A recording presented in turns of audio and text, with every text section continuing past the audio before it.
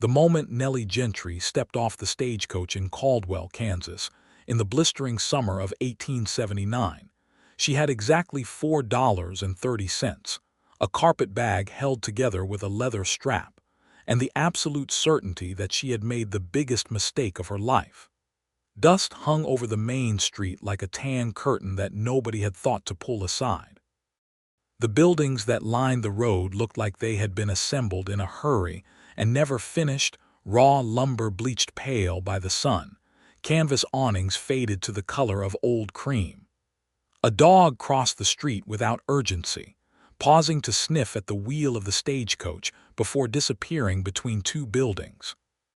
The driver tossed down her bag from the boot and gave her exactly the kind of look a man gives a woman traveling alone in cattle country, which was equal parts pity and appraisal, and the sort of concern people feel when they do not intend to act on it. Nellie squared her shoulders, picked up her bag, and told herself she was not afraid. She was, in fact, terrified. She had come from St. Louis on the recommendation of a newspaper advertisement, the kind printed in neat type that made everything sound promising. A homestead outside Caldwell, a ranch hand's widow selling the property, reasonable terms for a woman willing to work the land. Nellie had read it 3 times in the back room of the dress shop where she worked, and each time the words had rearranged themselves into something that felt like escape. She had saved for 6 months, given notice to Mrs. Hargrove, and boarded the train west. She had not told her Aunt Clara because her Aunt Clara would have said exactly what everyone always said, which was that a young woman of 24 had no business doing anything alone. Nellie had always found that argument somewhat circular in its logic. The town of Caldwell was, in 1879, positioned at the edge of what most newspapers were still calling the frontier. The cattle trails ran north from Texas, and the cowhands who drove the herds came through town in waves, spending what they had earned, which made Caldwell alternately prosperous and dangerous depending on the season and the particular temperament of whoever was wearing a badge that week. The Kansas Pacific had made the town a shipping point, and that had brought commerce, and commerce had brought the particular rough edge of a place still deciding what it wanted to be. Nellie stood outside the Drover's Rest Hotel and looked at the street and breathed in air that smelled of cattle and sawdust and the particular mineral sharpness of well water and thought, all right, she had come this far. She went inside and paid for 2 nights, because that was what she could afford, and asked the man at the desk, a wide fellow with a mustache that seemed to have independent ambitions, whether he knew a woman named Ruth Aldrich who was selling land east of town. He looked at her over the top of his spectacles and said, "Ruth Aldrich sold that property 3 weeks ago." Nellie sat down very carefully on the chair beside the desk and breathed through her nose the way her mother had taught her to do when things went sideways. "To whom?" she asked, keeping her voice level. "Fella named Thatcher," the desk man said. "Edgar Thatcher. He's been running cattle for Holt and Beaumont out of Texas for 6 seasons, and he finally decided to settle. Got the Aldrich parcel and the creek rights that go with it." He looked at her with something that was almost sympathy. "You come all the way from somewhere for that land." "From St. Louis," she said. "That's a considerable distance," he acknowledged. It was, Nellie thought, a considerable understatement. She lay awake that first night listening to the sounds of Caldwell moving through its hours, men's voices from the saloon down the street, a horse somewhere that did not want to stay tied, the occasional crack of wood expanding in the heat, and she thought about what she was going to do. She had $4.30, 2 nights of lodging, and a dress shop skill set in a town that already had 2 seamstresses. She thought about going back to St. Louis. She thought about her Aunt Clara's living room and the way the wallpaper smelled of boiled cabbage. She thought about Mrs. Hargrove telling her she had always been too clever for the work.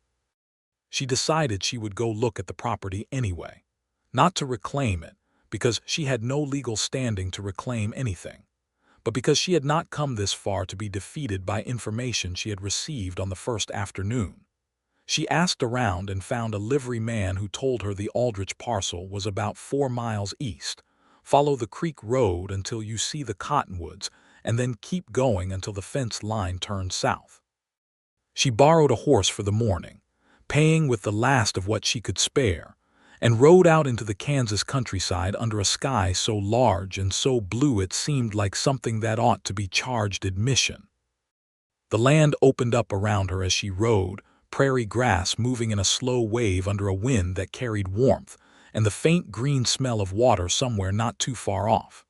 She passed a hawk sitting on a fence post, as if it had been placed there as a decoration. She passed a field of sunflowers that hadn't been planted, just growing wild and deliberate against the roadside, their faces all turned in the same direction, with the absolute conviction of things that know exactly what they want. She found the cottonwoods. She followed the fence line south. She found Edgar Thatcher on his knees in the dirt beside a fence post, a hammer in one hand and a look of focused annoyance on his face, speaking to a wire that was not cooperating with his intentions. He was not what she had expected, though she realized immediately she had not formed a clear expectation. He was perhaps 28 or 29, lean in the way of men who spend their years on horseback and in the sun, with dark hair that needed cutting and a jaw that was currently operating under a few days' growth of beard. He wore a canvas work shirt and trail-worn trousers and boots that had seen genuine hard use, and he looked up when he heard her horse approaching with the unhurried assessment of a man who had learned to read what was coming from a distance. He stood slowly, because men working alone learn to be deliberate. "You're on private land," he said, but not unkindly. It was the kind of statement that was simply true and wanted to be acknowledged. "I know," Nellie said. She stayed on the horse because she wasn't quite sure yet what she was going to say next, and being on the horse gave her a few extra inches of composure. "I believe this property was advertised for sale by Ruth Aldrich, and I came from St. Louis to purchase it." He looked at her steadily. He had gray eyes, she noticed, the kind of gray that has a little green tucked inside it depending on the light. "Mrs. Aldrich accepted my offer 6 weeks ago," he said. "Sale closed 3 weeks past." "So I was told," Nellie said. The advertisement ran in the St. Louis Dispatch without an expiration date, which is a failure of communication between Mrs. Aldrich and her advertisement, not anything I did wrong. He considered that. "No," he said, "I don't suppose it is." There was a pause in which the prairie wind pushed through the cottonwoods with a sound like someone turning pages in a very large book. "I'm not here to cause you trouble," she said, because he should know that. "I rode out to see it. I have been traveling 2 weeks and spending money I saved for 18 months to get here, and I thought I ought to at least look at the thing I came for." He was quiet for a moment. Then he set the hammer on top of the fence post and pulled off his work gloves. "Name's Edgar Thatcher," he said. "Nellie Gentry," she said. "Where are you staying?" "The Drover's Rest. I have 2 nights paid." He looked at her, and then looked at the land around him with the expression of a man who is working out a problem that has more variables than he initially accounted for. He was not uncomfortable with the situation. He seemed, she thought, like a man who dealt with unexpected circumstances by simply looking at them straight on until he understood them. "Come down off the horse," he said. "I'll show you around." She wasn't sure why she said yes, except that the alternative was riding back to town and sitting in a hotel room feeling sorry for herself, and that did not seem like a useful way to spend the afternoon. She dismounted and tied the horse to the fence post he had just repaired, which seemed appropriate, and he walked her across the land. He did not give it a salesman's treatment or try to make her feel the loss of it more keenly. He simply showed her things. The creek that ran along the eastern edge, clear water over smooth stones, deep enough for a kitchen garden to draw on through the summer. The stand of timber to the south that he was planning to use for a barn addition. The way the land rose gently to the west so that it caught the afternoon light evenly and did not flood in the spring rains. "You have a house?" she asked. There was a structure visible from where they stood, low and solid-looking, built of the native limestone that gave Kansas its particular character. "Aldrich House," he said. "2 rooms and a lean-to kitchen. It's solid enough. I've been sleeping in the lean-to while I work on the fence line. Cattle coming up from Texas in 5 weeks, and I need the perimeter sound before they arrive." "You're doing this alone?" she asked. He looked at her with something that might have been amusement at the edges. "I have a hand named Clem who comes 3 days a week. I'm not a wealthy man, Miss Gentry. I'm a working man who has spent 6 years not spending money so I could buy a piece of ground and call it mine." She understood that. She understood it so completely that something inside her chest shifted the way a drawer shifts when you finally find the right way to push it. They walked back to the fence post.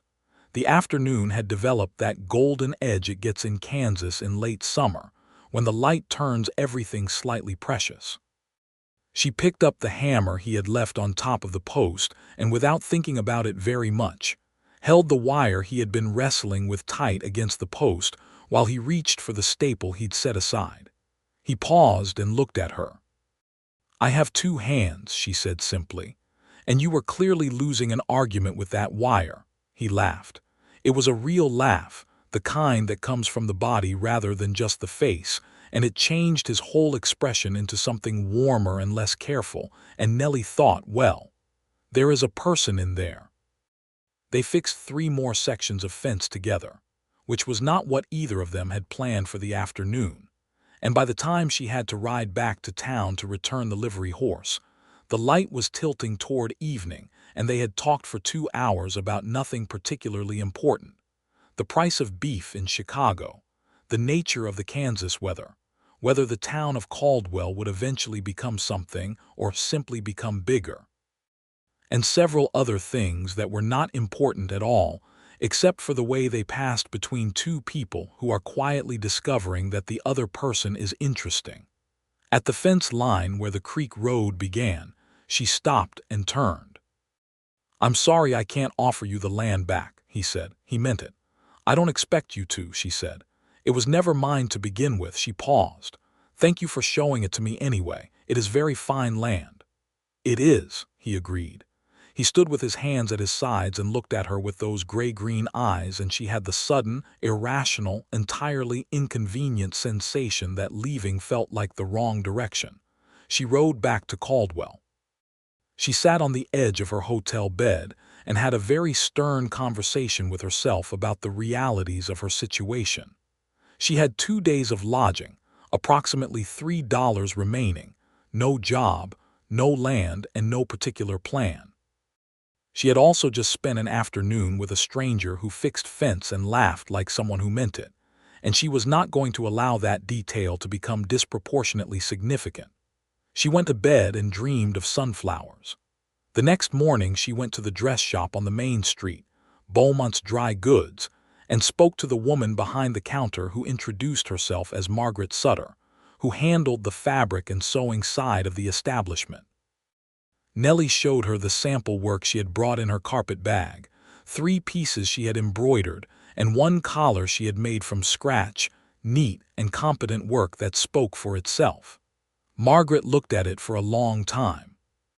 "I can't offer you a wage to start," Margaret said. She was a direct woman with no ornament about her, and Nellie respected that immediately. "I can offer you a commission on alterations and custom pieces, and if you bring in enough work, we discuss a wage." "That's fair," Nellie said, because it was. "Where are you living?" "I have 1 more night at the Drover's Rest." Margaret looked at her with the measuring expression of a woman who has solved many practical problems by not waiting for someone else to solve them. "My cousin Me has a room she rents.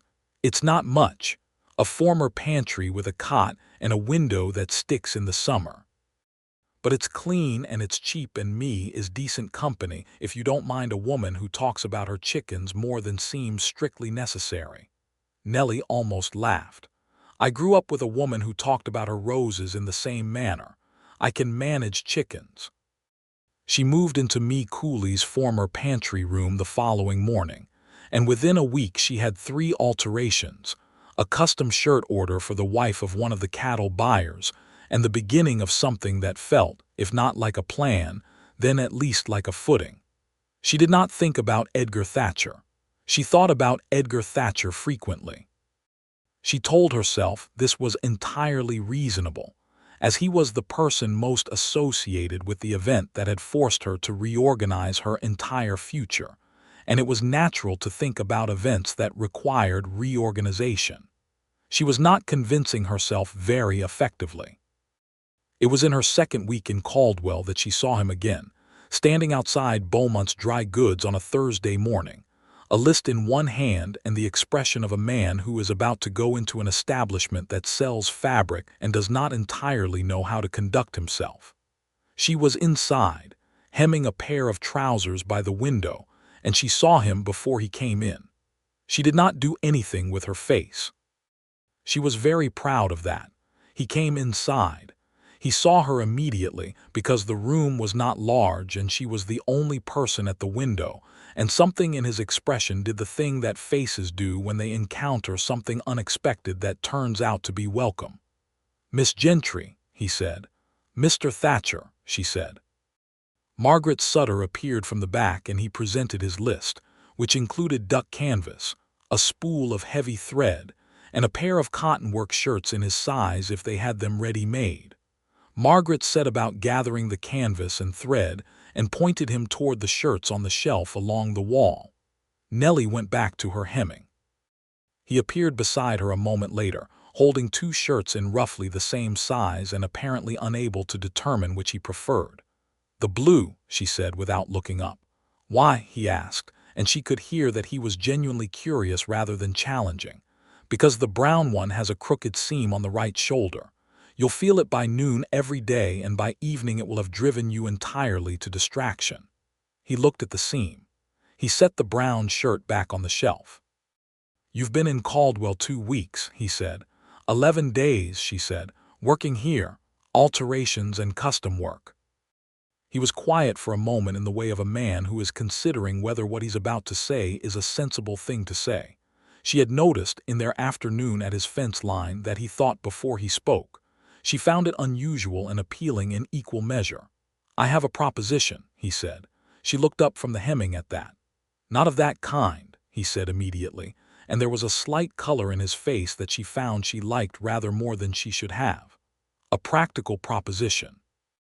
I have cattle arriving in 3 weeks. I have a house that needs certain things that a house needs, which I am not equipped to provide or manage. Curtains. Whatever it is that goes on shelves. The small domestic details that make a place livable rather than merely functional." "You want me to furnish your house," she said. "Not exactly.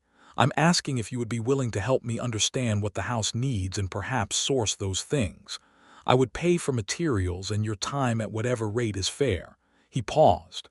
"I'm a man who has lived in bunkhouses and on trail for 6 years, Miss Gentry. I know cattle. I know land.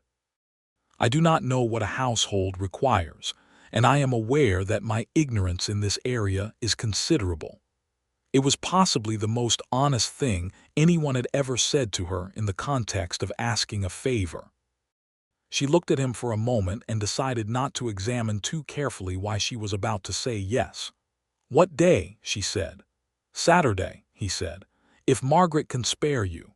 Margaret, who had been listening from behind the bolt of canvas she was measuring and who had a developed sense for the architecture of situations, said that Saturday would be fine. He left with his canvas and his thread and his blue shirt, and Nellie went back to her hemming, and Margaret came over from the counter and stood beside her for a moment without saying anything, and then said, "He's a good man, Edgar Thatcher. I knew his father's cousin slightly. The Thatchers are solid people." "He's my client," Nellie said. "Of course he is," Margaret said, and went back to the counter. On Saturday she rode out with him in his wagon, which was a working wagon without pretense, its boards worn smooth with use, pulled by a pair of bay horses that moved with the comfortable agreement of animals long acquainted with their work.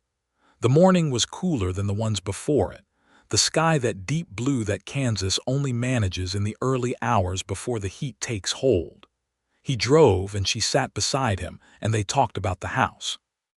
He had, she discovered, very specific ideas about some things and absolutely no ideas about others. He wanted the kitchen to be practical, a working kitchen with everything in reach and nothing unnecessary. He did not care what color anything was. He had never owned a curtain in his life and had no framework for understanding their purpose, decorative or otherwise. "They keep out the morning light when you want to sleep," she said, "and they keep the interior from being visible from outside at night when you have a lamp on." He thought about this. "That second one is practical," he said. "The first one is a luxury. Most good things are," she said. He glanced at her sideways at that, and there was something in the look that she carried with her for the rest of the morning without quite knowing what to do with it. The house was, as he'd said, solid limestone with 2 proper rooms and the lean-to kitchen he'd been sleeping in. The interior was bare but not unpleasant, the stone walls keeping it 10 degrees cooler than outside, the floors wide plank that had been laid with care. Someone, Ruth Aldrich or her husband before he died, had built this house to last. That was evident in every joint and corner. Nellie walked through it slowly and did what she had always done in a sewing pattern, identified the structure beneath and worked out from there. The main room needed a rug, something to anchor it and soften the acoustics of the stone. The kitchen needed a proper shelf system and better light, which meant a window on the south wall if he was willing to have one cut. The bedrooms, there were 2 small ones off the main room, needed very little, a curtain on each window and a peg rail on each wall. She told him all of this standing in the main room while he listened with his arms crossed and his full attention on her, and she noticed that he did not fidget or check the time or look toward the door the way men often did when women were telling them things. "The south window," he said, "that makes sense. How much would that cost?" She didn't know exactly but told him she'd find out. "The rug," he said, "where does one obtain a rug in Caldwell?" "I can make one," she said, "or order one. Making one will take longer but cost less." He looked at the space she was indicating. "What would you make it from?" "Wool strips, braided. You'd need to find the material. I'd do the work." He looked at her with that particular steady attention again. "That's a significant amount of work." "It is," she said. "But I'm not idle, Mr. Thatcher. I find I go peculiar when I have nothing to do with my hands." "So do I," he said. They ate the lunch she had packed, sitting on the flat stones outside the front door in the shade of the overhang, bread and cold chicken, and a jar of tea that Mee had contributed with cheerful enthusiasm when Nellie had mentioned the outing. She had not described it in any particular way, just said she was helping someone with their house, and Mee had nodded and packed the tea with the look of a woman who is contributing to something she understands better than she's being told.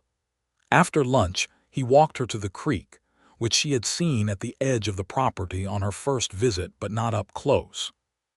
It was a proper creek, not one of the seasonal trickles that the Kansas countryside was occasionally optimistic about, but a real year-round waterway, maybe 8 feet wide over a bed of limestone and gravel, clear enough to see the bottom and cold even in August. "This is the best part of the land," he said, and there was a quality in his voice when he said it that she recognized, the way people sound when they're talking about something they love without wanting to say directly that they love it. "How long did you know you wanted it?" she asked. "This particular piece." He looked at the water. "I rode through here 4 years ago on a cattle drive. We camped on the other side of the creek for 2 nights. I sat here on the second evening and thought, this is the place." He was quiet a moment. "Probably sounds foolish." "It doesn't," she said. "It sounds like knowing." He turned and looked at her, and for a moment neither of them said anything, and the creek made its constant articulate sound between the stones, and a red-winged blackbird made its opinion known from the reeds on the far bank, and the distance between them was exactly the distance it had been all morning except that it felt, somehow, differently arranged. She looked away first, back at the water. "I'll start the rug wool next week," she said. "Margaret might know where to source it." "All right," he said, and his voice was careful and normal, and she appreciated that. They went back to town. He dropped her at Mee's, touching the brim of his hat the way men do when they're being proper about something, and she went inside and sat in her pantry room with the sticky window and thought about a creek she hadn't expected, and a man who had known the land he wanted by sitting beside it for 2 evenings. The weeks that followed had their own particular rhythm. She worked at Beaumont's. She saved money with the systematic patience she had applied to the St. Louis job. She made the rug for Edgar Thatcher's main room, working in the evenings at Me's kitchen table, with strips of wool that Margaret had helped her source from a rancher's wife north of town who kept sheep, braiding them in wide coils that grew slowly into an oval of rust and brown, and the particular blue-green of creek water on a clear day. Edgar came to town twice a week, because that was when he needed supplies, and most of those Thursdays and Saturdays he stopped at Beaumont's for one reason or another, sometimes with an actual errand and sometimes, she began to suspect, simply to stop. He would lean against the counter and talk to Margaret or look at the ready-made goods with the interest of a man who does not actually need any of them, and occasionally he would end up near the window where Nellie worked, and they would talk the way two people talk when they are learning each other one careful sentence at a time. She learned that he had grown up in Missouri, on the eastern edge of it, the youngest of 4 brothers, and that he had gone west at 19 because the east already felt full. He had worked as a drover, then as a trail boss, then as a foreman for Holt in Beaumont's Texas operation, and every year he had put money aside with the precision of a man who knows exactly what he is working toward. He had read more books than she expected, carrying them in his saddlebag and reading by firelight on the trail, and he had opinions about them that were neither conventional nor careless. She told him about St. Louis, about her mother, who had died when Nellie was 17 of a fever that had arrived in spring and left quickly after taking everything with it, about her father, who had been a printer and who had died 2 years later in a press accident that was entirely the fault of his employer and entirely attributed to his own carelessness, because that is what employers prefer to have on record, about her Aunt Clara and the wallpaper that smelled of boiled cabbage, about the dress shop and Mrs. Hargrove and the advertisement in the Dispatch that had rearranged itself every time she read it into something that felt like a door. "You came a long way on a door," he said, the evening she told him this, both of them standing outside Beaumont's as the sun went low and the town settled into its evening sounds. "I did," she said. "Any regrets?" She considered the question honestly, which was the only way she knew how to consider anything. "Not about coming," she said. "The land was a disappointment, but the land was never really the point. The point was the coming." He nodded slowly. "The point was the possibility," he said. "Yes," she said, and she was looking at him when she said it and he was looking at her, and the word landed between them with a particular weight that neither of them addressed directly, because they were both people who understood that some things needed to be approached carefully. He asked her to Sunday dinner at the homestead 3 weeks after the cattle arrived, delivered in a drive of 200 head that turned the road east of town into a moving, lowing, red dust-producing event that the whole of Caldwell came out to watch. She had been among the watchers, standing at the edge of the crowd, and she had seen him on horseback at the edge of the herd, directing the movement with the kind of quiet authoritative competence that looks effortless only because it has taken years to become that way. He had seen her in the crowd and touched the brim of his hat, not the formal propriety of their early acquaintance, but something slightly warmer, slightly more particular. She decided firmly, no idea what she was doing. Sunday dinner was 2 steaks from his own cattle, which he had cooked on an iron pan over a real stove that he had purchased and installed himself with remarkable competence, and corn from a kitchen garden that had been established before he bought the land. Apparently Ruth Aldrich had planted it in a burst of spring optimism, and fresh bread from me, who had sent it along with Nellie with the look of a woman who is enormously pleased with herself. The rug was in the main room.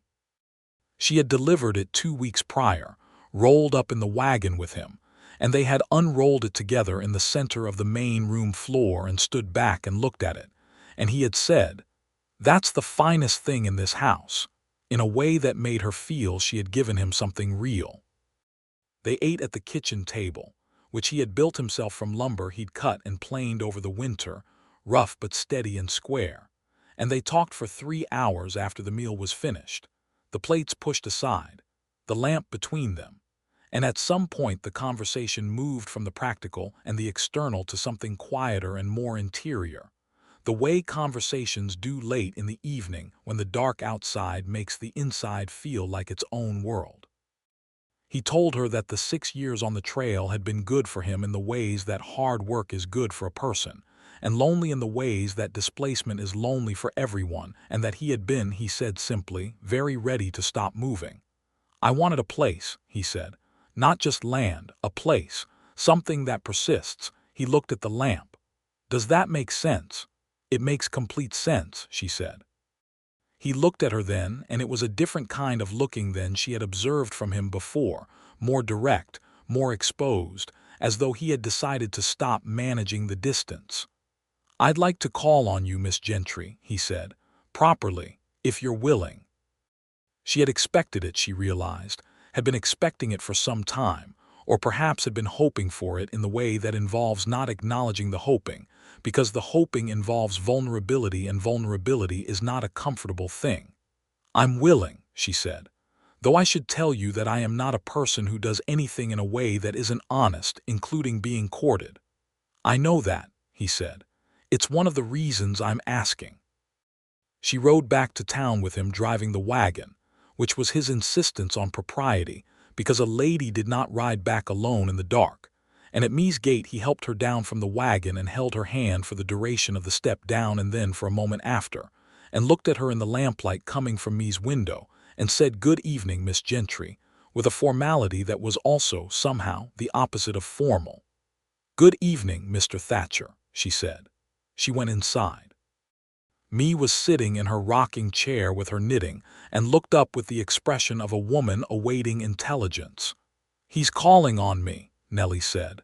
Mee set down her knitting.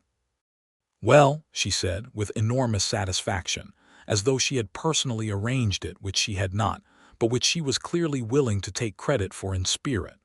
"Well, that is lovely." He came on Wednesdays and Saturdays after that, and they walked when the weather allowed and sat in Mee's parlor when it didn't, and Caldwell being the size it was, this became known to everyone fairly quickly. Margaret Sutter approved and said so directly. The livery man approved and said so to anyone who came to rent a horse. Even the desk man at the Drover's Rest, who had been the first person to inform Nellie of her misfortune on the day she arrived, offered his good opinion of Edgar Thatcher when she passed the hotel one Thursday.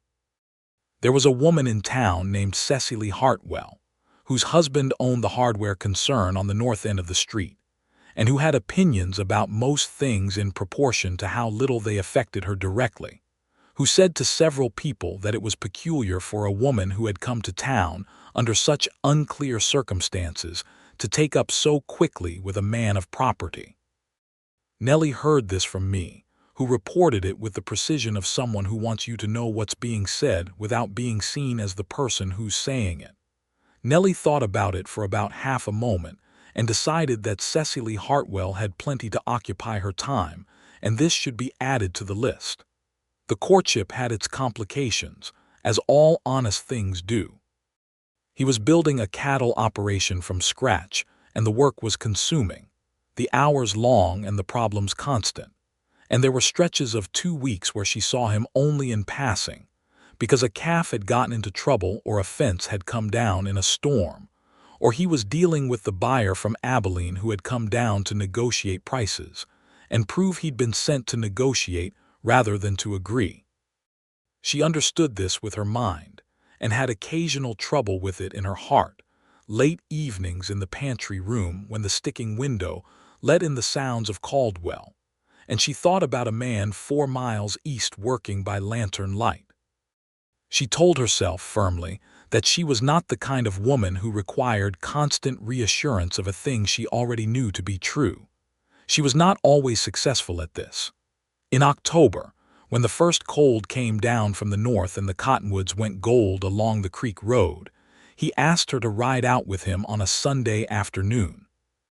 Not for any practical purpose, just to ride, and she went with the particular pleasure of a person who has lived in a city and not ridden enough and who has discovered, since coming to Kansas, that horseback is one of the clearest ways to see a landscape. They rode along the creek, and the cottonwood leaves came down around them in slow drifting spirals, gold on the brown grass, gold on the water, and the air was cold enough to see their breath, but the sun was full, and the horses were quiet and comfortable, and the whole afternoon had a quality of completeness about it that made Nellie think of certain passages in certain books, the ones where nothing particularly dramatic happens, but the scene persists in memory anyway because it was entirely itself. He stopped at a particular spot along the creek where a large cottonwood had grown out over the water at an angle, its roots on the bank and its canopy above the stream, and he helped her down from her horse, and they stood at the water's edge, and he said, "I have been thinking about something, and I'd rather say it here than anywhere else." She waited. "I came to this land because I wanted a place that persists," he said, "and I have it. The land is good and the cattle are sound, and I believe, if I work it right, this place can be something a man could be proud of and something that will outlast him." He was looking at the water. "But I find that I think about it differently than I did before you came. I think about it less as a thing I'm building alone and more as something that ought to be shared. I think about the kitchen and the windows and the rug on the main room floor, and I think about the person who understood what the house needed before I even knew what I was asking for." He turned and looked at her, and the afternoon light was doing that October thing of going gold and horizontal through the trees. "I am not a man who promises more than he can deliver," he said, "and I know that what I have to offer is a working homestead and hard years ahead, and a life that will not be easy. But I can promise you that whatever I build, I will build with you, and I can promise you that I will not waste a day of what we're given." He paused. He was, she realized, nervous, which was something she had not seen from him before, and which made him more real and more dear to her in that moment than anything else could have. "I'm asking you to be my wife, Nellie," he said, "if you're willing." She looked at him in the October light with the cottonwood leaves coming down around them and the creek making its argument over the stones, and she thought about a newspaper advertisement and a stagecoach and $4.30, and a man she had found on his knees in the dirt wrestling with a fence wire, and she thought that life produces the most extraordinary arrangements sometimes if you are willing to show up for them. "Yes," she said, "I'm willing." He took her hands in his, both of them, and looked at her with a fullness in his expression that was not complicated or managed, just clear, just real. Then he smiled, and it was the best smile she had seen on a human face in some considerable time, wide and whole and completely unguarded. They were married in November, in the little church on the eastern edge of Caldwell, which was a plain building with good light through its windows, and a minister named Reverend Schofield, who had married more frontier couples than he could accurately count, and who performed the ceremony with the warmth of a man who believes in the enterprise completely. Mee Cooley wore her best dress and cried with the open enthusiasm of someone who has been emotionally invested in an outcome from the beginning. Margaret Sutter stood at the back with her husband Thomas and nodded throughout, with the satisfied expression of someone whose judgment has been confirmed. The whole of Caldwell's Main Street turned out to some degree, because in a town of that size a wedding is an event of general interest, and Edgar Thatcher was not a man people had failed to notice, and Nellie Gentry had become in 4 months exactly the kind of person a town like Caldwell notices, without always being able to say precisely why. Someone who does what she says she will do, and says what she means and gives her full attention to whatever is in front of her. The celebration afterward was at the homestead, which had in 4 months acquired the rug and the curtains and a proper shelf system in the kitchen, and a south window that let in the afternoon light in a long warm stripe across the floor, and also a general quality of habitation, of being lived in rather than merely occupied, that it had been acquiring since Nellie first walked through it and looked at the bones of it and knew what it needed. They danced in the main room, which was not large enough for dancing in the conventional sense, but which proved adequate when convention is set aside. And there was music from a fiddle player named Jim Hatfield, who showed up with his instrument and played for the joy of it. And there was food that me and Margaret and 3 other women from town had produced in quantities that spoke to the occasion. And there was whiskey for the men and elderberry wine for those who preferred it, and a great deal of very good coffee. Edgar danced with Nellie in the main room with the braided rug under their feet and his hand at the small of her back, and she thought, standing there in her wedding dress, which was blue because she had made it herself, and she preferred blue, that she had not known on the day she stepped off the stagecoach in this town that the biggest mistake of her life was actually the most precise navigation she had ever managed. Their first winter as husband and wife was the kind of winter that forms couples, the compressed proximity of a small house and a Kansas cold that will not be reasoned with, the learning of each other's daily rhythms and moods, and the particular requirements each person has for space and silence and conversation. They discovered that they were well matched in temperament in the ways that matter most. Both of them were people who preferred honesty to comfort and practicality to drama, and both of them had a quiet interior life that needed tending, and both of them found that the other person was someone in whose presence that interior life felt safe rather than exposed. They had arguments, real ones, about real things, because they were both people who had opinions and both people who understood that you can care deeply about someone and also sometimes be wrong, or right, in ways that produce friction. They argued once, memorably, about whether to take on a debt in order to expand the herd in the spring. Edgar in favor, because the mathematics of the cattle market were favorable, and the opportunity would not recur. Nellie opposed because debt on a new operation was a risk that the mathematics of the cattle market did not always protect against. The market being the market, and the market being famously indifferent to individual circumstance. They talked it through for 3 evenings, and in the end arrived at a compromise that neither of them had considered at the start. A smaller expansion funded partly by the debt, and partly by the custom sewing income Nellie had continued building through the winter, because Margaret had been sending work out her way in the evenings, and partly by a deal Edgar made with a rancher north of town to winter a portion of the man's cattle in exchange for a percentage of the spring calves. It was, Edgar said, a better solution than either of them had proposed alone, and he said so directly, which she appreciated. By spring she was pregnant. She told him on a March morning when the first warmth was coming back into the air, and the creek was running high and fast with the melt from whatever winter had deposited to the north. She told him at breakfast, which was the practical time of day, because she was a practical person, and it was practical information, and she saw no reason to stage an announcement. He went very still in the way that strong men sometimes do when something large arrives, as though they need a moment to make room for it. Then he looked at her across the kitchen table with an expression she had not seen from him before, unguarded in a way that even his most honest expressions had not been, something vast and careful and tender all at once. "Are you well?" he asked first, because he was a man who asked the right question. "Perfectly well," she said. "A little tired in the mornings, but otherwise entirely myself." He reached across the table and took her hand and held it and said, "Nellie." Just her name in that way, and it was enough. The spring and summer of 1880 were full ones.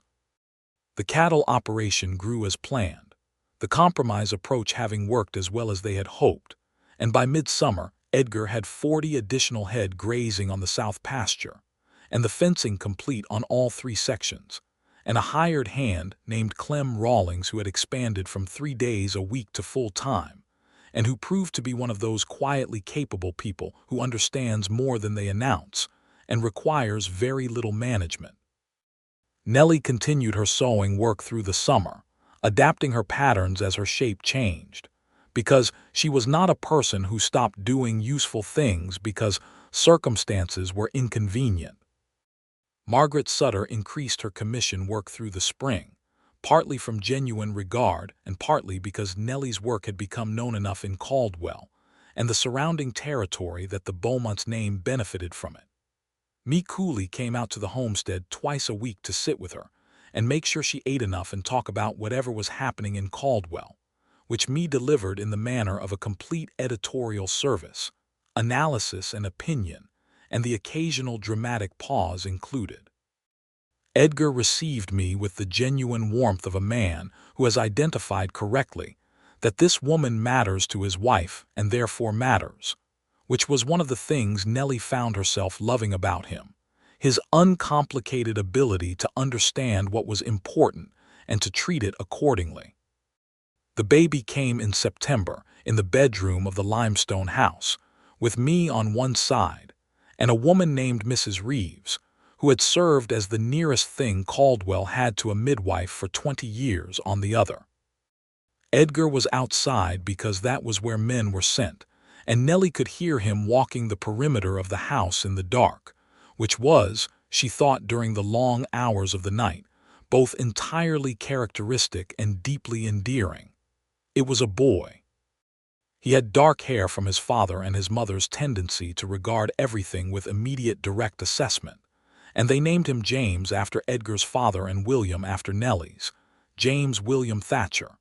And when Edgar first held him in the thin morning light of the September bedroom, he looked down at this small, deliberate person with an expression that undid Nellie completely, which she would not ordinarily permit, being a woman who prefers her dignity, but which seemed entirely appropriate under the circumstances. "Hello, James," Edgar said, very quietly, as though they were being introduced, which they were, and the baby looked up at him with the unfocused gravity of new persons, and Edgar laughed his real laugh, the one that comes from the body, and Nellie thought, this is it. This is the life. The winter of 1880 and into 1881, Caldwell grew. The cattle trade continued to make the town busy, and the busy town continued to attract people who came for commerce and stayed for the opportunity. And Caldwell acquired in that period a new hotel, a second hardware store, a proper doctor, and a schoolhouse. The schoolhouse was a matter of considerable civic discussion before it was built, because the question of funding and curriculum and the appropriate age for attendance and several other things exercised the town's opinion holders considerably, and the discussion ran through both the Caldwell commercial newspaper and a great many kitchen tables for the better part of a spring. Nellie, who had opinions about education that were formed by having had good education herself, and by having observed what the absence of it did to people's options, became involved in the schoolhouse committee in a way that was at first peripheral and became, by the time the building was finished, fairly central. She organized the fundraising that covered the gap between what the county allotted and what the building actually cost. She wrote letters to the two women's educational societies operating in Kansas in 1881 and received from one of them a donation of 40 used textbooks, which arrived in a crate that caused Edgar to remark that the parlor appeared to have been taken over by a library. "Temporarily," she said. "That seems optimistic," he said, and he was smiling when he said it. The teacher they hired was a young man from Ohio named Mr. Gerald Fitch, who had graduated from the Ohio Wesleyan University and who arrived in Caldwell with idealistic enthusiasm and a terror of horses that he managed to conceal from almost everyone, a terror Nellie discovered accidentally and kept to herself because it was not her information to share. He was a good teacher, patient and inventive, and the school opened in the fall of 1881 with 23 children enrolled. By then, James Thatcher was walking with the bold, experimental confidence of a 1-year-old who has determined that the ground is interesting and the rate of travel on 2 feet is superior to the previous arrangement. He had his father's gray-green eyes and his mother's mouth and a personality that was entirely his own, and which manifested primarily as an uncontainable curiosity about everything. The cat that me had given them as a housewarming gift, the chickens that had arrived in the spring, the horses, the cattle, the creek, the particular way water moved over stones, the sound the wind made in the cottonwoods, all of it requiring immediate investigation and frequent commentary. Edgar was a father in the way he was everything, with his full attention and without pretense. He did not stand back from the daily work of a small child the way some men did, treating it as women's province and their own role as remote and occasional. He fed James his breakfast when Nellie was dealing with the chickens. He carried him on the horse when he did the fence line check, a practice that Nellie observed with a mixture of warmth and the practical concern of a mother, until she acknowledged to herself that the horse in question was the steadiest animal on the property, and that Edgar Thatcher did not do reckless things. In the spring of 1882, something happened that Caldwell talked about for years afterward. A cattleman from Texas named Holbrook Dent had a trail drive come through, and among the cattle, a sizable portion of one section bore brands that did not correspond to the paperwork his drover was carrying, and this discrepancy was noticed by a Comanche County deputy who happened to be in Caldwell on unrelated business. The situation escalated in the way of frontier legal disputes, which is to say quickly and loudly, and for a period of about 3 days, the main street of Caldwell was under a tension that the longtime residents recognized as the kind that can go several ways depending on the next several hours. Edgar was brought in by the sheriff, whose name was Harmon Bell and who was a methodical man, as a character witness for one of Dent's younger drovers, a 19-year-old named Pete Corley who had been on Edgar's crew 2 seasons prior, and who Edgar was absolutely certain had no knowledge of branded cattle. Edgar testified calmly and with specificity, and the testimony helped, Pete Corley being released, while the question of Holbrook Dent and his accounting practices was sorted by the county court in a process that took several months. What people remembered and talked about was less the legal matter than something that happened at the edge of it. A crowd had gathered outside the sheriff's office on the second evening, the kind of crowd that forms when tension has been building for 2 days and wants resolution of any kind, and there had been voices in it calling for things that a legal process could not endorse.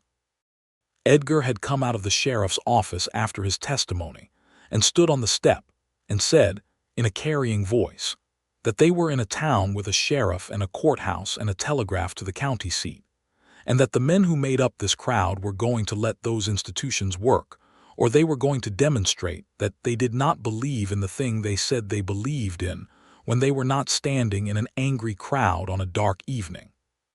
He said it without drama and without accusation, and it had the quality of a thing that is obvious once said but required saying. The crowd dispersed. People talked about it afterward with the particular appreciation people have for a person who says the plain true thing at the moment that requires it. Nellie heard about it from Margaret, who had been in the street. She was home with James when it happened. She heard the account and thought, without surprise, that Edgar Thatcher was exactly who she had understood him to be from the afternoon she watched him on the steps of the sheriff's office in her imagination, a man who trusted the right thing and said it. She told him so that evening, directly. He looked slightly uncomfortable with the praise in the way of people who do not think of themselves as remarkable. "I just said what was true," he said. "Most people have the truth available," she said, "and don't say it, that's the thing." He was quiet and then said, "I don't know how to be any other way." "I know," she said. "That's what I mean." The summer of 1882 brought a drought, not catastrophic, not the kind that erases everything, but serious enough, a dry May, a dry June, a July that held the heat like a closed room. The creek dropped but held, which was the critical thing, the reason Edgar had been so particular about the water rights when he bought the land. The southern pasture dried, and he moved the herd north to the better grass near the creek. He was up before dawn every day and home after dark most evenings, and he came in dusty and tired, and sat at the kitchen table with the focused quiet of a man who is managing a serious situation and knows it. Nellie ran the household, and the custom sewing and took James to me's on the days she had business in town, and managed 100 small decisions that needed managing, and did not add the weight of her worry to his because he was carrying enough. But at night, in the stone house that kept the heat out as effectively in summer as it kept the cold out in winter, she told him honestly what she thought, which was that they would be all right. Not because she was certain, but because she was willing to stake it. "The creek held this far," she said one July evening. "It'll hold," he said, with a certainty that was not bravado but assessment. "Then we'll hold with it," she said. They did. The fall rains came in September, early and generous, and the pastures came back and the cattle were in good shape, and the operation not only survived the summer but emerged from it with the particular solidity of a thing that has been tested and held. In November of 1882, Nellie told Edgar that James was going to have a sibling. He smiled his real smile immediately, the unguarded one, and pulled her into his arms and said very quietly, "Thank you," into her hair. "I believe the thanks are mutual," she said from the vicinity of his shoulder. He laughed and held on. The second baby came in June of 1883, a girl this time, with her mother's brown eyes and her father's dark hair and a pair of lungs that made their opinion of a rival known clearly and specifically. They named her Clara Ruth, Clara for Nellie's aunt who had been difficult but constant, and Ruth for Ruth Aldrich, who had planted the kitchen garden and built the solid house, and in a sense started everything, though she could not have known it. James, who was 2 3/4 and deeply invested in his own position as the primary object of interest in the household, received Clara with initial suspicion, and within a week with the possessive protectiveness of an older sibling who has decided the new arrival is his to look after, which he demonstrated by standing over her cradle with the serious expression of someone given an important assignment. Edgar observed this and said quietly to Nellie that James had the look of a man who has taken on a responsibility. "He has," Nellie said. "He'll manage it well." "He will," Edgar agreed, with the confidence of a father who has been watching his son with care. The homestead in 1883 was a different place than it had been in 1879. The barn was built, the timber Edgar had identified on his first walk of the land having been used to good purpose. The south pasture had been extended and properly fenced. A second kitchen garden had been established on the north side of the house, larger than Ruth Aldrich's original, running to tomatoes and beans and root vegetables, and a small section that Nellie had claimed for herbs, because she found she needed the sharp green smell of growing things close at hand. A second hired hand named Amos Walker had joined Clem Rawlings, both of them men who had found in Edgar Thatcher the kind of employer worth staying with. And the house itself, the solid limestone house that had been 2 rooms and a linta when Nellie first walked through it, had been extended by a full room on the eastern side, built the same year James was born, with a window that looked out on the creek through the cottonwoods. This was the room that had become Nellie's in the sense that a room becomes a person's, not exclusively or formally, but simply because it held the things that were hers, the sewing table and the books, and the view of the water she had loved since the first afternoon she stood beside it, and understood something about Edgar Thatcher that he had not yet said in words. By the fall of 1883, the Thatcher homestead had become known across the territory in the way that particular places become known, not through fame or scandal, but through accumulated reality. People who came to Caldwell on cattle business or on the legal affairs of the growing county heard about it from the people who lived there. Travelers on the creek road saw the good fencing and the well-maintained buildings, and the kitchen garden, and the operation's general air of being run by people who know what they are doing. The cattle buyers from Abilene and Kansas City who came through Caldwell and dealt with Edgar Thatcher knew him as a man whose word was accurate and whose cattle were what he said they were, which in the cattle trade of 1883 was not universal and was therefore remarkable. A journalist named Henry Pell, who was writing a series for the Kansas City Journal about the settlement of the southern Kansas frontier, came through Caldwell in October of that year and asked around about who represented the character of the place most completely. Several people said Edgar Thatcher. Several people also mentioned Nellie Thatcher, which was Margaret Sutter's doing in particular, Margaret having explained to Mr. Pell with considerable clarity that a homestead and a cattle operation do not become what this one had become through the efforts of one person, and that the woman who had come from St. Louis with $4 and a carpet bag and made a life here from scratch was as much the story as the man who had bought the land. Mr. Pell came out to the homestead on a Tuesday afternoon and sat at the kitchen table, the one Edgar had built from the lumber he'd cut and planed, and asked them questions for 2 hours while Clara slept in her cradle and James sat on the floor constructing something from spools of Nellie's thread with focused engineering ambition. The piece he wrote appeared in the Kansas City Journal in December of 1883.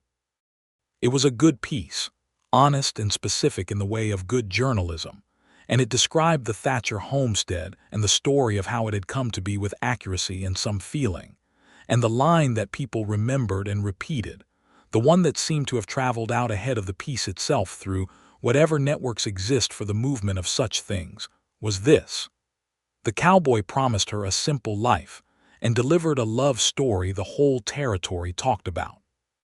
Nellie read that line sitting at the sewing table in the Creekview room and felt something that she could not name exactly and did not try to, something between gratitude and recognition, the feeling of seeing yourself from outside and finding that the view corresponds to the thing you know from inside. Edgar read it at the kitchen table and was quiet for a moment and then looked at her and said, "Is it accurate?" She thought about it. "The part about the love story," she said, "is accurate." "What about the simple life?" he asked, and there was a smile at the corner of his mouth. "You promised me a simple life," she said. "I believe I promised you whatever I build, I would build with you," he said. "That is what I said," she said. He came around the table and sat beside her and they read it together again. And James came over because something was happening that required his involvement. And he climbed up between them with the determination of a child who has identified an available lap. And Clara made a small sound from her cradle that indicated she was waking and would also like to be included. And Edgar got up and brought her over and they sat at the kitchen table, the 4 of them in the December light.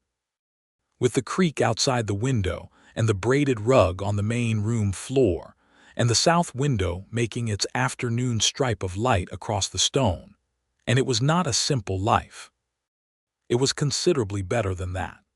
The years that came after were the kind that build themselves in layers, each one adding to what was beneath it rather than replacing it, the way good land accumulates depth. The operation grew steadily, not dramatically, which was the way Edgar preferred it, each expansion calculated and managed, each new section of fence or additional head representing a decision made by 2 people who had learned to make decisions well together.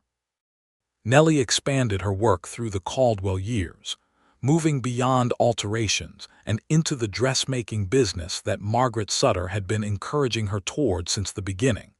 Her pieces known enough by 1884 that she was getting commissions from women in Wichita, and once from a woman in Kansas City who had read Mr. Pell's article and made a particular point of seeking her out. James started school in 1885, walking the 4 miles to town with Clem Rawlings on the days Clem went for supplies, and with his mother in the buggy on the days she had business there. And he took to it the way he took to most things, with complete investment and his father's quality of paying attention to what was actually being said. Mr. Fitch, who was still teaching because Caldwell had kept him well enough, and the children had been good to him, and his terror of horses had been managed by the simple expedient of walking everywhere within the town limits, reported that James Thatcher was a student who asked better questions than most of the answers available. Nellie received this information with the satisfaction of a mother and the private amusement of a woman who has observed this quality in the boy's father for some years. Clara was, At 2, a different creature from her brother in almost every particular. Where James was methodical and observant, Clara was expressive and immediate, conducting her experience of the world at full volume and with complete emotional transparency. She loved the horses with a devotion that Edgar regarded with the complex feeling of a man who finds his daughter's passion admirable and also worrying. She loved the chickens and the kitchen garden, and she loved me coolly with a particular fierceness, me having become, in the years since the wedding, something so close to a grandmother that the distinction had ceased to matter. Me was 63 in 1885, and beginning to feel the years in the way of people who have lived hard and productive lives, the knees that do not cooperate the way they once did, the cold that settles in during the Kansas winters with more authority than it used to. Nellie drove out to see her twice a week without fail and brought food and company, and the kind of practical attentiveness that me received with the dignity of a woman who does not like to be fussed over, but has the wisdom to accept love when it is offered in the form of roast chicken and conversation. Me died in the fall of 1886, in October, when the cottonwoods were gold again along the creek road.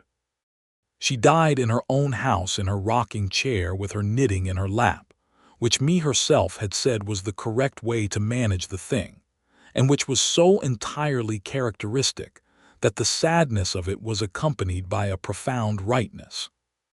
She left the house to her actual cousin's children, which was appropriate, and she left Nellie a letter that Nellie kept in the drawer of the sewing table in the Creekview room, and that she read occasionally in the years that followed, me's handwriting being unexpectedly graceful for a woman who had always appeared entirely without vanity.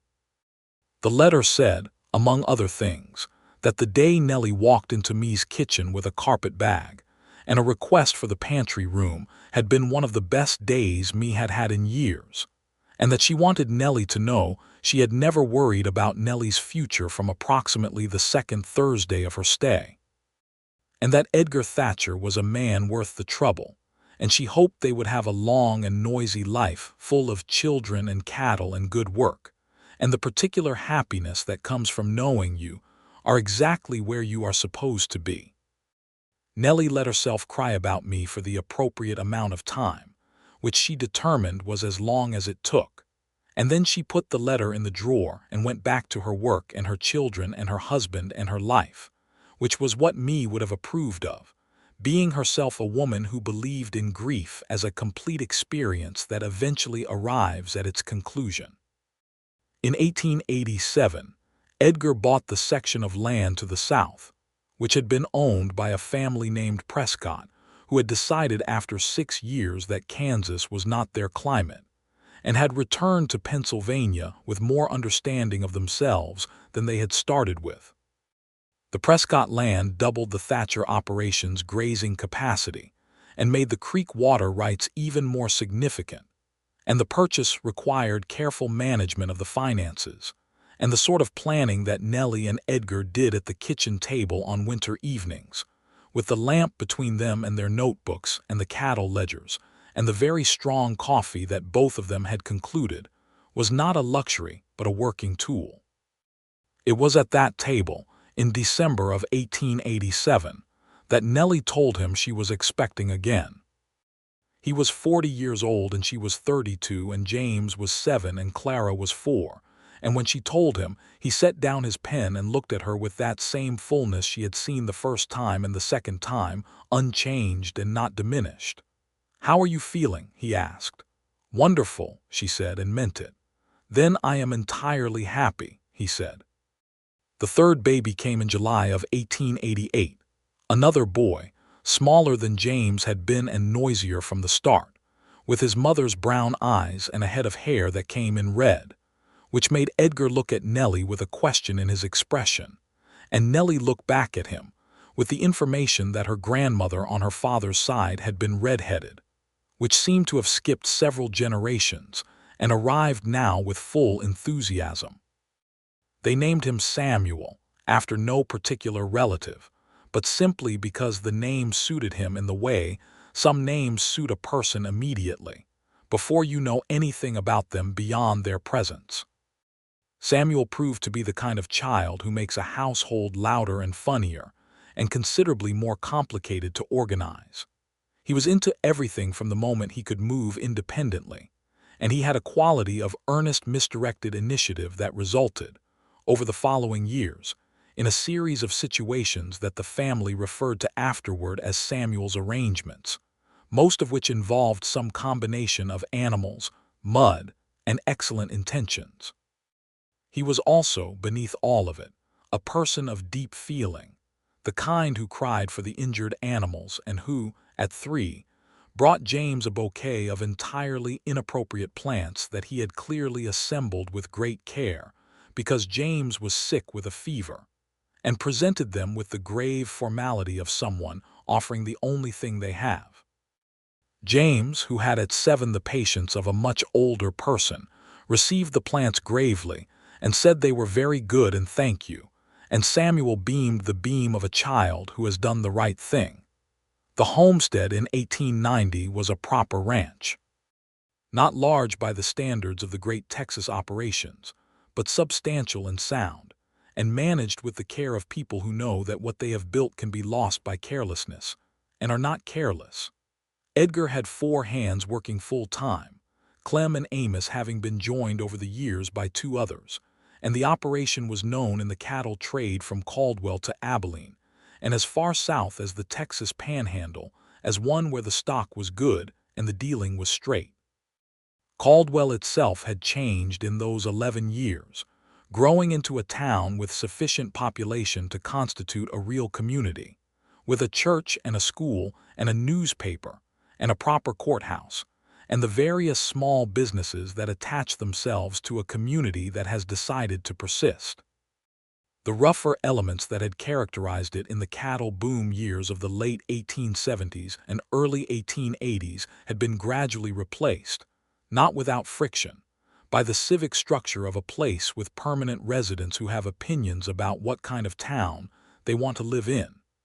Nellie's sewing operation had grown into something that had its own reputation, not just in Caldwell, but across the county.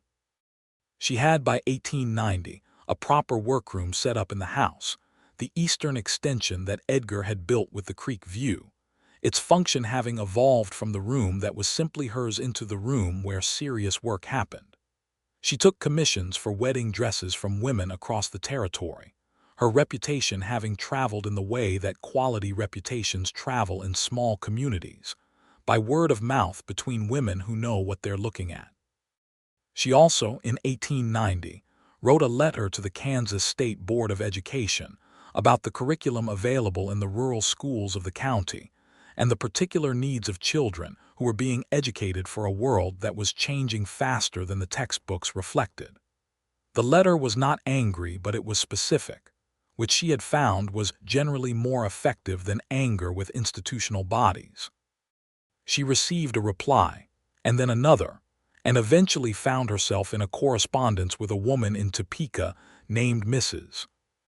Adeline Cross, who was working on exactly the questions Nellie had raised, and who had not, she said, expected to find an ally in Sumner County, and was enormously pleased to have done so. The correspondence with Mrs. Cross became a friendship that was conducted entirely by letter for 3 years before the 2 women met in person when Nellie traveled to Topeka in 1893 for a meeting about the County Education Fund, the first time she had left the territory in nearly 15 years.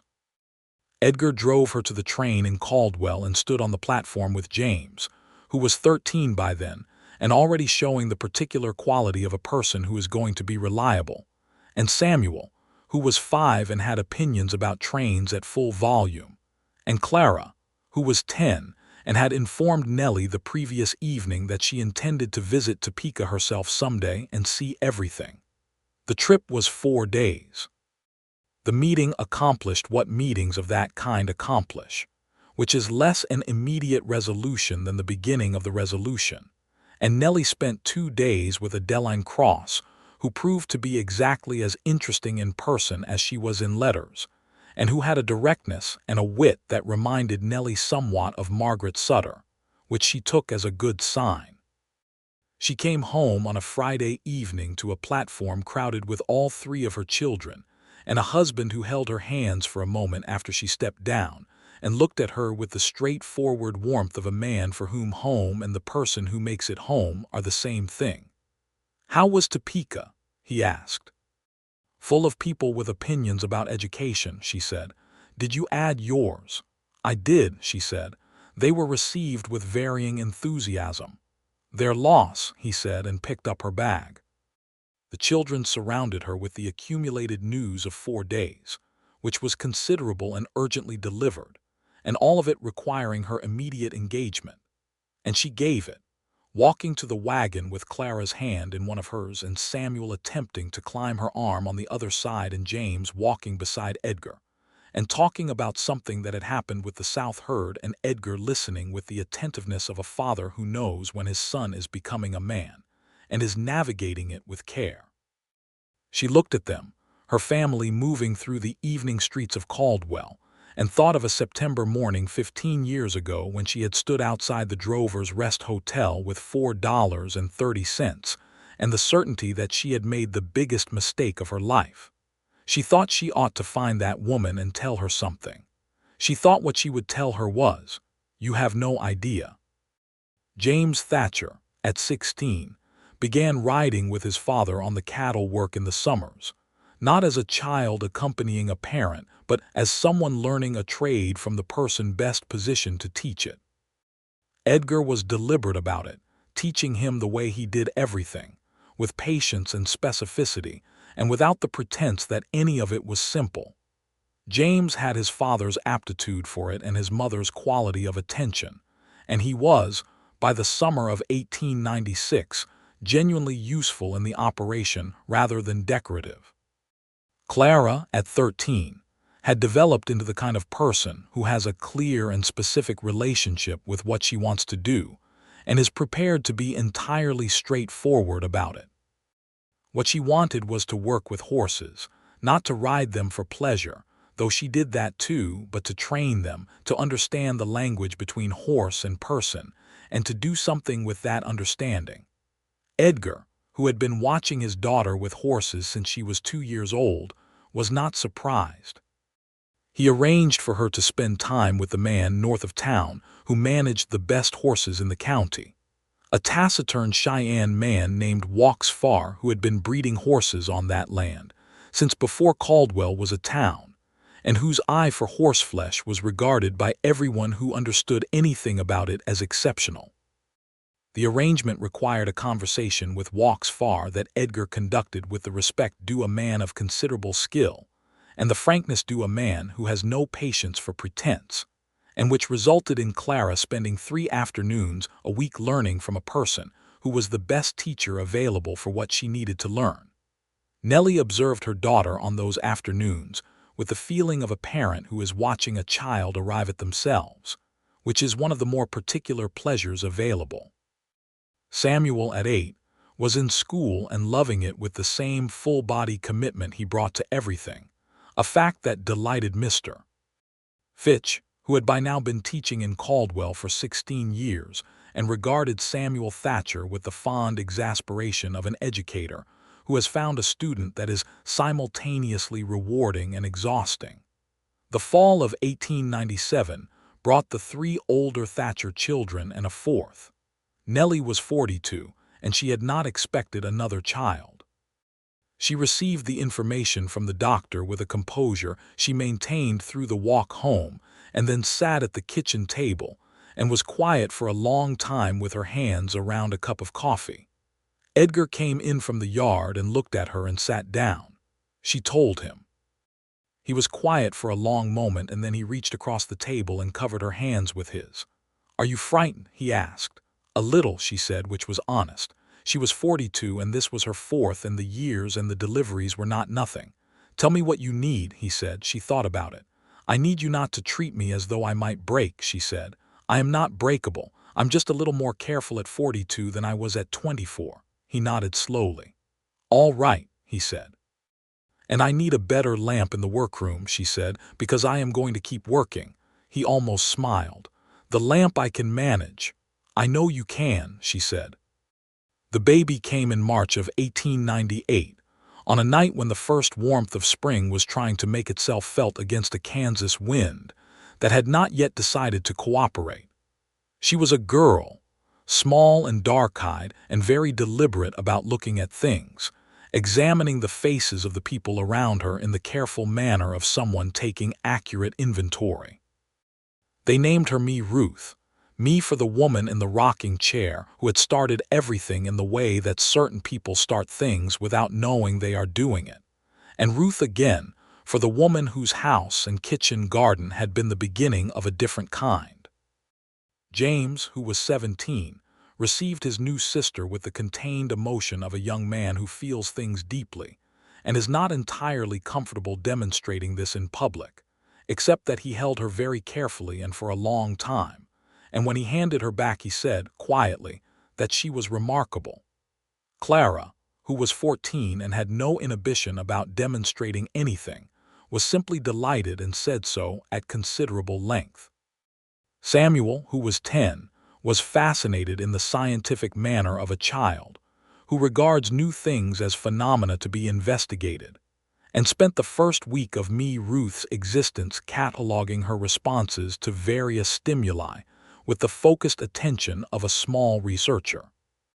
Edgar held his youngest daughter at the window of the Creekview room on the second morning of her life, in the March light that was thin and specific, and coming through the cottonwoods, and she looked out at the world with those dark, deliberate eyes.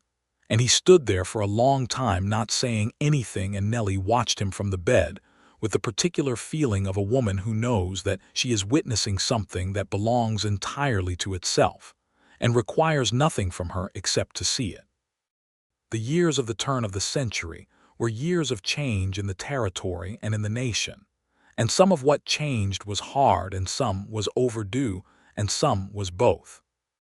The cattle trade that had defined Caldwell and the southern Kansas frontier shifted as the open range gave way to the fenced and purchased land of settled homesteaders, and the railroad routes evolved, and the markets changed. Edgar, who had always thought ahead rather than reacting, had diversified the operation a decade earlier in a way that proved to have been exactly right, adding winter wheat to the south sections in 1891, and managing the combination of cattle and grain with the same careful attention he gave everything. Nellie's dressmaking work had by 1900 become something that she ran with the organized seriousness of what it was, which was a business.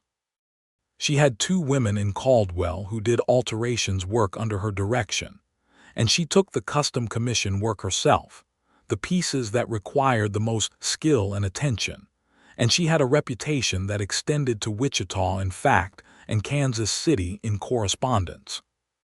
Mrs. Hargrove of the St. Louis dress shop, who had told Nellie she had always been too clever for the work, received a commission inquiry from a client who had seen Nellie's work and wanted to know where it came from, and Mrs. Hargrove, who had grown old and somewhat less certain of her own judgments, wrote to Nellie to say she was not surprised at the success, which was somewhat more gracious than it might have been. Nellie wrote back and said she appreciated the kind words and wished Mrs. Hargrove well. She meant it.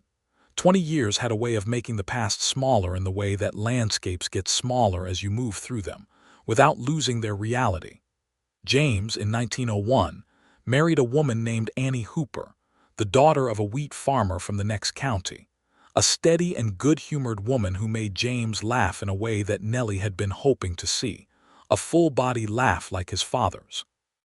The wedding was in the Caldwell church, the same church where Edgar and Nellie had been married 22 years before, and Reverend Schofield, who was now old but undiminished, performed the ceremony with the same warmth and looked at Edgar and Nellie in the front pew with the expression of a man who has seen the architecture of a good life and knows it when he's looking at it. James and Annie built their home on the south section of the Thatcher land, which Edgar had anticipated and planned for, and which was the natural shape of the thing. Clara, who was 17 in 1900, and who had been working with horses for 4 years under the guidance of Walks Farr, and had become genuinely skilled, began in that year training horses for several of the larger operations in the county, something she did with a professionalism and competence that quickly established her as someone whose work was worth seeking out. Walks Farr, who had taken on the teaching with his customary economy of comment, told Edgar in 1901, in the direct manner of a man who does not waste words, that Clara Thatcher had an understanding of horses that came from a place he could not teach and could only observe, and that she was going to do something with it that would be worth watching. She did. By 1903, Clara Thatcher's horsework was known across 4 counties, and she was doing it as a proper enterprise, which she managed with the combination of her mother's practicality and her father's quiet authority, and which she was clearly going to be doing for the rest of her life, to her own complete satisfaction. Samuel, at 15, was the scholar that Mr. Fitch had always said he would be, reading everything that came within reach and asking the questions that had always characterized him, better and sharper now, but coming from the same impulse. Nellie, who had maintained her correspondence with Adeline Cross in Topeka through all the intervening years, arranged for Samuel to spend a summer in Topeka assisting with the State Education Office's research work, a summer that confirmed for everyone what most people had already suspected, which was that Samuel Thatcher was going to leave Caldwell eventually and come back educated, and that this was correct and right, and exactly what he should do. Ruth, who was 4 in 1902, was the quietest of the 4 children in the way of children who come after 3 energetic siblings, and who have absorbed from their earliest consciousness that the world is full of interesting people and interesting things, and that the appropriate response to this is attentive observation. She had her mother's quality of direct assessment and her father's patience, and she loved the creek with a focused devotion that made her parents feel they had produced, in the last arrangement, someone who would be all right. The Thatcher homestead in 1903 was 24 years old, which meant the limestone house was 24 years old and the barn was 20 years old, and the cottonwoods along the creek had grown considerably, and the kitchen garden Ruth Aldrich had planted in spring optimism had been expanded and tended and had fed 4 children and a steady stream of visitors and the occasional hand who stayed to supper. There was a morning in September of 1903, when the cottonwoods were beginning their yearly turn to gold, when Edgar and Nellie sat on the flat stones outside the front door in the shade of the overhang, where they had sat many times over many years. The morning was cool and the coffee was good, and the sound of the creek was audible from where they were if they were quiet enough, which they were. Nellie was 48. Edgar was 53. James was married and building his own operation on the south section. Clara was working horses with a confidence that made Edgar proud and slightly awestruck. Samuel was at the Kansas State Normal School in Emporia studying to be a teacher, which Mr. Fitch had seen coming and which everyone approved of.